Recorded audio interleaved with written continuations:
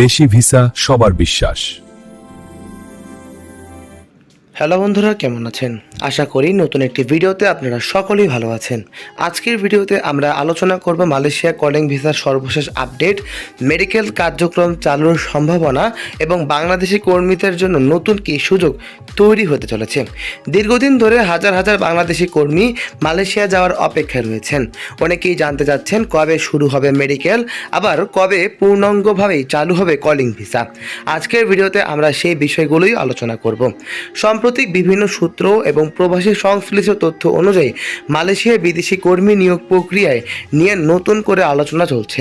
তবে এখন পর্যন্ত যে কোনো মেডিকেল বা ভিসা কার্যক্রমের ক্ষেত্রে সংশ্লিষ্ট কর্তৃপক্ষের অফিসিয়াল নির্দেশনার অপেক্ষার পরামর্শ দেওয়া হয়েছে। দর্শকবৃন্দ, মালয়েশিয়া নিয়ম অনুযায়ী বিদেশি কর্মীদের মেডিকেল পরীক্ষা অত্যন্ত গুরুত্বপূর্ণ একটি ধাপ। কর্মীরা মালয়েশিয়া প্রবেশের পর নির্দিষ্ট সময়ের মধ্যে ফমিনা মেডিকেল সম্পূর্ণ করতে হয় এবং মেডিকেলের ফিট ঘোষণা করা হলে ওয়ার্ক পারমিট এবং ভিপিটিইআই ইস্যু করতে হয়।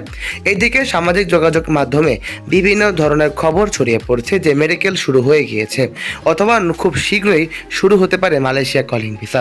তবে বিশেষজ্ঞরা বলছেন অফিসিয়াল কল বা অনুমোদন ছাড়া কোনো ধরনের অর্থ লেনদেন বা মেডিকেল করা বিরত থাকতে হবে। অনেক প্রবাসী ভাই জানতে চাচ্ছেন যে মেডিকেল কি পরীক্ষা শুরু হয়েছে। সাধারণত শারীরিক বা বুকের এক্সরে, রক্ত পরীক্ষা, এইচআইভি ইত্যাদি ধরনের টেস্ট মেডিকেলে হয়ে থাকে। এছাড়া মালয়েশিয়া সরকার বিভিন্ন খাতে শ্রমিক সংকট এবং মোকাবেলার জন্য বিদেশি কর্মীদের নিয়োগের বিষয়ে গুরুত্ব দিচ্ছেন।